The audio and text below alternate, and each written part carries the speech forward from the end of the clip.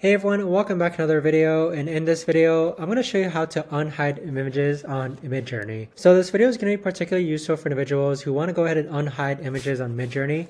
How do you actually go ahead and do that? Now, in order to unhide images on Midjourney, what you want to do is that you want to go into your organization tab here, and then you want to make sure that the filters option is toggled down. Next, you're going to click the tick box that says hidden, and then here are all the images that you've already hidden yourself. So if you want to select multiple images, you just need to click and hold until this selection box appears, or you can shift click different images to select multiple images at once. But once you've selected the images that you want to go ahead and unhide, you want to click on this more button and then click on unhide. So once you do that, those images should now reappear in your organization tab. But that right there, guys, is the best and easiest way that I know of to actually go ahead and unhide images.